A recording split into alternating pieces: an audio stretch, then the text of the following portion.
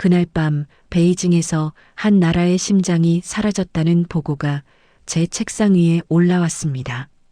그리고 그 종이를 넘긴 순간 저는 알았습니다. 이 도시는 오늘 잠들지 못하겠구나. 안녕하세요. 저는 마이클 해리스, 미국 국무부 소속 외교관입니다. 오늘 저는 평생 입을 열지 않으려 했던 그 밤의 기록을 처음으로 꺼내려 합니다. 베이징에서의 아침은 늘 똑같았습니다. 회색 하늘, 정렬된 도로, 그리고 조용히 흐르는 사람들. 하지만 그날은 달랐어요. 공기가 무거웠습니다. 경찰차는 평소보다 많았고 외교 구역 앞엔 낯선 얼굴들이 서 있었습니다. 저는 커피를 들고 창가에 서서 중국 국기와 미국 국기가 나란히 펄럭이는 장면을 바라보고 있었어요. 그때 제 휴대폰이 울렸습니다. 마이클, 오늘 회의는 취소다. 짧은 말이었지만 그 안엔 설명되지 않은 두려움이 들어 있었습니다. 그날 저녁 중국 측 연락관은 제 눈을 똑바로 보지 않았습니다. 악수를 하면서도 손이 떨렸고 미소는 너무 빨리 사라졌습니다. 그 순간 저는 느꼈습니다. 이 도시는 무언가를 숨기고 있다. 우리는 원래 경제 제재 완화 협상을 앞두고 있었습니다. 수년간 이어진 갈등을 풀기 위한 중요한 자리였죠. 하지만 회의실 문은 열리지 않았습니다. 대신 차가운 침묵만이 흘렀습니다. 중국 측 고위 인사는 저를 따로 불렀습니다. 오늘은 나라의 일이 조금 복잡합니다. 그는 그렇게 말하고 창밖을 바라봤습니다. 그때 저는 그의 손에 쥐어진 종이를 봤습니다. 짧은 메모, 중앙통신 차단. 그 말이 머릿속에서 맴돌았습니다.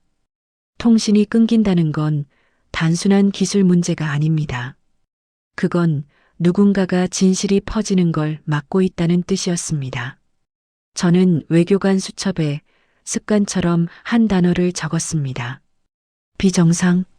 그날 베이징은 정상적으로 숨 쉬지 않고 있었습니다. 그날 밤 저는 창문을 열었습니다.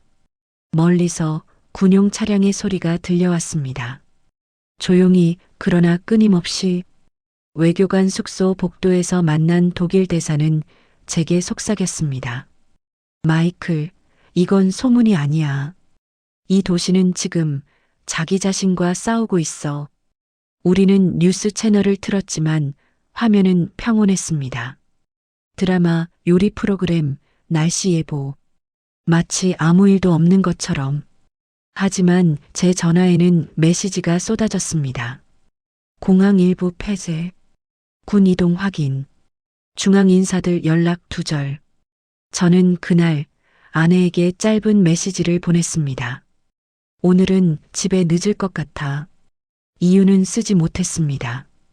이유를 쓰는 순간 현실이 될 것 같았거든요. 그날 저는 처음으로 느꼈습니다.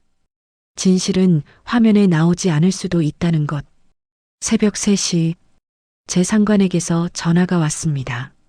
마이클, 준비해라. 상황이 급변했다. 그는 말을 멈추고 숨을 고른 뒤 말했습니다.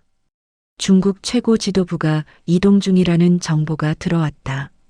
그 순간 저는 의자에 앉은 채로 일어나지 못했습니다.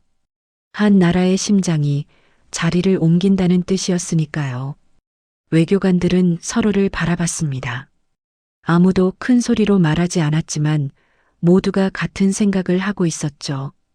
이건 단순한 정치 뉴스가 아닙니다. 이건 역사책에 실릴 장면입니다. 아침이 밝았을 때 우리는 긴급 회의에 들어갔습니다. 미국은 제안을 준비하고 있었습니다. 긴장을 낮추기 위한 마지막 카드. 우리는 충돌을 원하지 않는다. 그 말은 회의실에서 여러 번 반복됐습니다. 하지만 제 눈에 들어온 건 중국 측 대표의 침묵이었습니다. 그는 고개를 숙이고 펜을 돌리고만 있었습니다. 통역사의 목소리가 제 귀에 들어오지 않았습니다. 제 심장 소리만 너무 크게 들렸거든요. 그 순간 저는 스스로에게 물었습니다. 이 거대한 나라가 외부의 적 때문이 아니라 자기 자신과 싸우고 있는 건 아닐까? 그날 오후 한 장의 문서가 유출됐습니다. 외교 전문이었습니다. 아주 짧은 문장이었지만 그 안엔 모든 계산이 담겨 있었습니다. 중앙 통제 약화 확인. 그 문장이 세상으로 나갔습니다. 그 순간부터 모든 것이 흔들렸습니다. 금융시장이 요동쳤고 거리엔 소문이 퍼졌습니다. 사람들은 휴대폰을 들여다보며 서로의 얼굴을 바라봤습니다. 저는 창문 너머로 한 가족이 아이의 손을 꼭 잡고 집으로 들어가는 모습을 봤습니다. 그 장면이 제 가슴을 더 아프게 했습니다. 정치는 숫자일지 몰라도 그 안에 사는 건 사람입니다. 그날 밤 우리는 철수 명령을 받았습니다. 외교 차량은 불을 끄고 이동했습니다. 사이렌도 없었고 경고도 없었습니다. 베이징의 거리에는 여전히 불이 켜져 있었지만 저에겐 모든 불빛이 작별 인사처럼 보였습니다.